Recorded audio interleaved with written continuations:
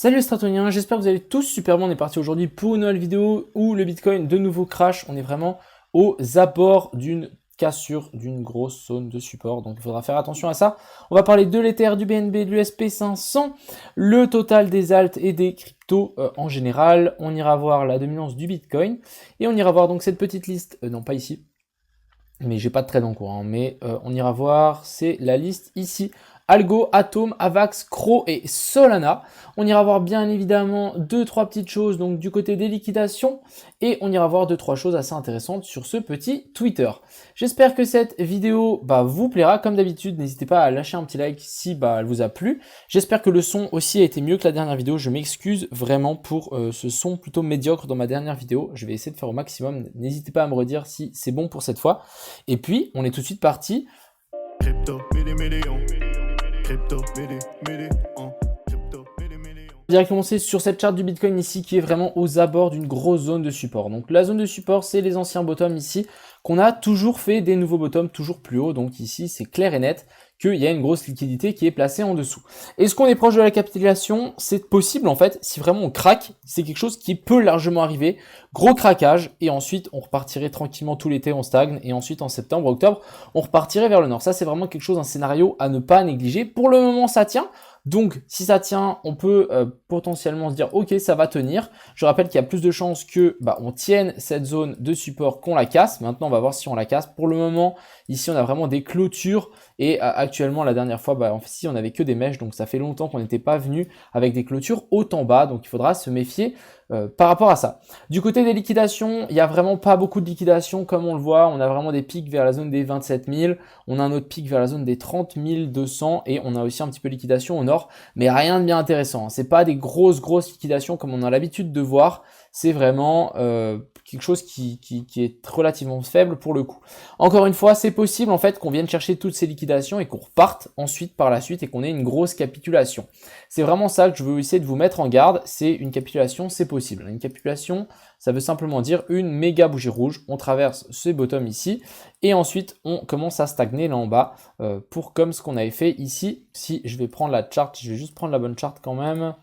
Ce qu'on avait fait ici simplement après le crack de 2018. Elle est où la bonne charte? Elle est ici. Donc voilà, ici on avait cette fameuse zone sur laquelle en fait la liquidité s'est accumulée à cette partie et ensuite gros craquage pour ensuite repartir gentiment. Du coup, donc vous voyez ici on avait craqué en novembre. Hein. Novembre, donc ça veut dire que tout l'été on avait passé dans la capitulation et ça veut dire qu'au mois d'avril, mai, on avait rebondi, donc c'est possible que ça ne vende pas un mois de mai. C'est quelque chose qui est déjà arrivé dans le passé pour ce BTC. Donc, à surveiller pour le coup, c'est pas parce qu'on est au mois de mai qu'il faut que ça peut se vendre. Ici aussi, j'ai fait une petite fractale. Après, ça vaut rien. C'est juste histoire de vous montrer un petit peu que des fois, quand les bottoms sont vraiment très moches, on a peut-être quelque chose en fait.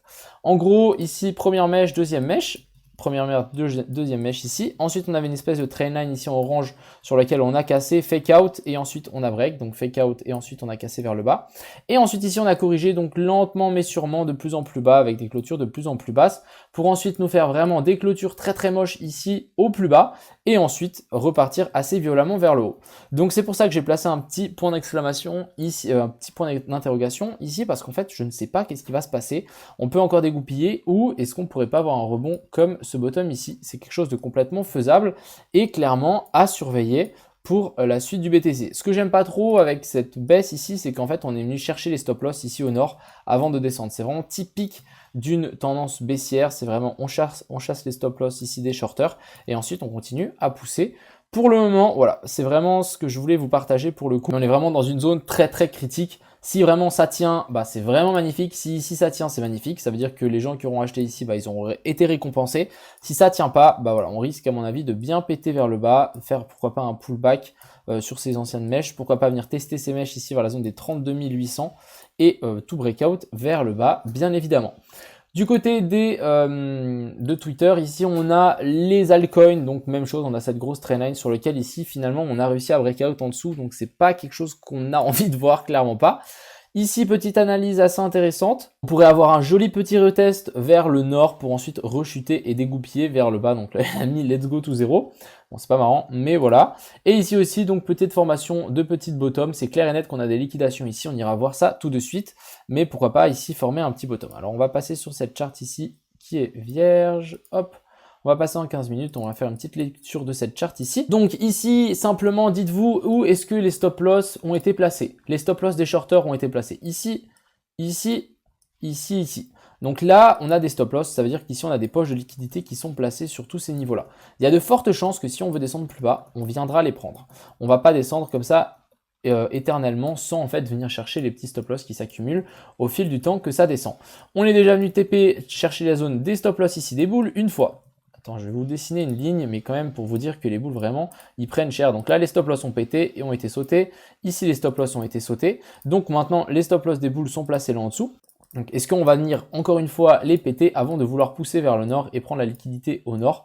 À voir. Ce qui pourrait être une position assez intéressante à voir, à prendre en fait, c'est simplement placer une position de short juste là au-dessus. Ce qu'il faut savoir, c'est qu'il y a de fortes chances que si vraiment on continue la tendance vers le bas, si seulement, que le Bitcoin repump, on passe en fait un petit passage, une petite mèche au-dessus, on récupère les liquidités, les stop loss et ensuite ça rechute.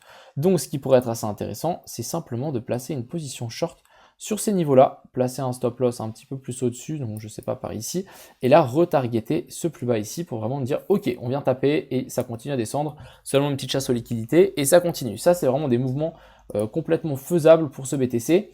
Encore une fois, pour le moment ça a l'air de tenir, on a des petites divergences. Ce qui est assez intéressant vraiment, moi c'est cette trendline ici que je vais surveiller, ce petit canal que j'ai placé, c'est vraiment une zone sur laquelle il faut maintenir l'œil et à voir si on n'a pas une clôture en dessous, ce qui serait vraiment plutôt très très mauvais pour ce BTC. Ici j'ai tiré vraiment un petit canal pour vraiment nous indiquer toute une zone, parce que je rappelle que c'est pas forcément super précis ce genre de support en diagonale, mais voilà, on est vraiment sur une belle zone. Si ça rebondit tant mieux, si ça casse, bon bah vous savez ce qui devrait arriver par la suite, mais une petite capitulation chercher, je sais pas moi, vers la zone des 27, 26, passer sous ces bottoms est complètement faisable. Ensuite descendre jusqu'à 20 000, voire beaucoup plus bas, j'ai du mal à y croire, mais encore une fois, sachez qu'avec les cryptos, tout est possible, surtout que l'été arrive, donc il faudra faire attention. Du côté de la dominance du Bitcoin, on est revenu faire un petit support donc sur ma fameuse zone. Ici, ça devrait rebondir sans trop de soucis. Du côté de l'USDT, donc la dominance de l'USDT qui est en train de pumper, c'est rien de bien compliqué, c'est presque même normal que ici malheureusement ça pump. Ça veut dire que les gens sont en train de vendre leur petit bag et acheter de l'USDT. Dommage. Ensuite, on a le SP500 qui vient retester cette zone. Donc ça n'aide pas non plus le Bitcoin. Le SP500 qui est clairement ici dans une tendance baissière, ça continue à chuter. Donc là, c'est même dommage et faudra faire attention à cette petite épaule tête-épaule qui est très très très très moche et qui pourra clairement nous amener bien plus bas. Je pense qu'un petit retest de ces zones-là serait, à mon avis, pas de refus. Mais voilà, il faudra quand même faire attention parce que si le SP500 dégoupille et que le Bitcoin est vraiment corrélé, moins 10, sur le Bitcoin, ça peut aussi nous faire un moins 10, moins 20, donc il faudra faire extrêmement attention par rapport à ça. Du côté ici du total des crypto-monnaies, on est aussi dans une espèce de pattern avec une grosse trendline ici. J'ai vraiment l'impression que ça va craquer. Donc, quand on voit ça, vous allez me dire, ouais, il y a potentiellement une épaule, tête-épaule ici.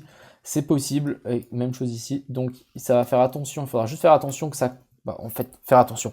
Si ça craque, moi ce que je conseille, c'est si vous n'arrivez pas si jamais ça craque, le mieux c'est de hold. Je ne sais pas si vous vous souvenez, mais souvent les cryptos remontent petit à petit et on revient souvent chercher donc les anciens plus hauts, mais on les explose par la suite. Donc voilà, je pense que c'est quand même une bonne idée de hold. Ensuite, la petite zone à revenir chercher, ça sera par ici, donc un petit moins 63%, je crois. Un petit moins 44% est complètement possible sur l'entièreté des crypto-monnaies. Donc, il faudra faire attention. Surveillons plutôt, moi, je vais surveiller le Bitcoin si jamais il se passe malheur. Du côté de l'Ether, ici, on a cette petite trendline ici en daily qui est pour le moment bien respectée. Vous voyez ici le petit rebond, super bien respecté. On a toujours ma zone un petit peu plus basse à surveiller. Maintenant, ce qu'il ne faut pas oublier, c'est que l'Ether et le BNB sont clairement dans une tendance haussière, ne pas l'oublier. Donc, si ici, on arrive à maintenir ces anciens bottoms, ça sera plutôt bénéf et ça veut dire qu'ici, on a eu un joli plus bas. Pour le coup, ici, je vais simplement attendre une réinversion de structure. On pourrait largement en avoir une. Si maintenant on pump, on arrive à faire une cassure de ça, et qu'ensuite on redump ici, là on aura une jolie petite inversion de structure et un joli bottom sur une belle zone de support. Et ça pourrait se long largement. Du côté du BNB, on est revenu chercher en fait ma zone de POI, donc assez intéressant. Même chose, je vais simplement attendre des patterns de retournement en plus petite time frame pour potentiellement prendre un long et des positions à l'achat. Du côté de nos alts, ici pour Algo, on a cassé en fait cette grosse zone de support. Ça fait mal, ça fait extrêmement mal. Ensuite, on n'arrive pas forcément à venir faire un nouveau petit retest et pas une nouvelle réintégration en fait de cette zone. Donc là, c'est vraiment chaud. On va pas se mentir, est-ce qu'on n'aurait pas une petite inversion de structure pour le coup? On en a une petite, mais est-ce que ça va suffire pour le petit Algo? Je vais vous montrer quand même l'inversion de structure, elle est là. Ici on fait un nouveau top, ici c'était la continuation. On vient chercher les potentielles zones de POI ici en ABC. Donc ici on pourrait potentiellement se retourner, mais encore une fois vraiment sous cette zone ici de trendline, c'est vraiment pas quelque chose de super joli, mais après je pense que ça pourrait se tenter en mode vas-y, je pense que c'est une déviation, je rentre ici, stop loss là en dessous et je vise bien plus haut.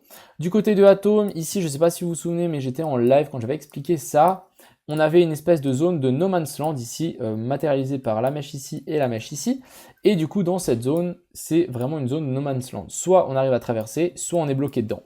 Donc ici, on était bloqué dedans. Donc vous voyez bien, la bougie blanche, elle était bien bloquée dedans. Et au final, on a réussi à la casser vers le bas. Et là, on est juste venu la toucher pour ensuite se faire rejeter. Quelque chose de très moche pour le coup, pour le Atom. Ce qu'il nous faudrait maintenant, c'est une réintégration pour vraiment repasser haussier. Mais sinon, je pense qu'on peut clairement descendre, venir chercher en fait ces tops-ci, voire vers chercher la zone des 10 $ ici. Et du coup, ça ferait quand même vachement bas. On a le AVAX qui est sur sa zone aussi, qui arrive sur cette fameuse zone ici, grosse zone de support. Si vraiment ça lâche, ça peut largement faire un petit peu comme ce qu'on avait fait la dernière fois. Grosse zone de support, ça lâche, ça dégoupille gentiment et lentement, et ensuite ça repart. Donc dégoupiller lentement et sûrement, et ensuite ça repart. C'est le genre de mouvement très très possible qui peut arriver. Mais voilà, pour le moment, faites attention, il n'y a rien de haussier pour le coup ici, simplement attendre des patterns de retournement. On a le CRO du coup avec les changements de politique des cartes, etc. qui s'est pété la gueule. Donc quand je dis qu'il s'est pété, ouais, il s'est vraiment pété la gueule. Juste si je prends depuis stop, moins 45%, donc oui, c'est quand même beaucoup. Je pense qu'on peut peut-être venir chercher la zone ici des 2.1, 2.2 et ça commencera de nouveau à être, pour moi, être intéressant de potentiellement prendre une potentielle carte. Je dis trop de fois potentiel. Mais voilà, pourquoi pas, à suivre si encore une fois les termes des cartes est toujours respecté. Mais sinon, ça pourrait être assez intéressant, à mon avis, d'acheter la peur et d'acheter les gens qui partent en courant. Ici, du côté de, comment on appelle ça, du Solana, on a quand même une petite inversion de structure, donc à ne pas oublier, tant qu'on ne fait pas un nouveau plus bas, l'inversion de structure ici est toujours valide. Ce qu'il nous faudrait, c'est une petite inversion de structure en petite time frame, on ira voir ça juste après.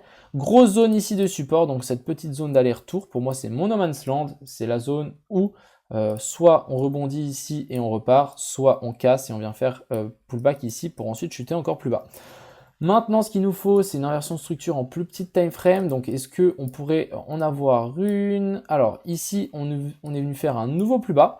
Maintenant, ce qu'il nous faut, c'est un nouveau plus haut comparé à celui-là. Donc, qu'on remonte jusque là-haut, qu'on fasse un nouveau plus haut et qu'ensuite, on redescende pour ensuite repartir. Et on pourrait peut-être ici en avoir une aussi en plus petite time frame. Ce qui serait assez intéressant, c'est, voilà, ici, on a fait une clôture.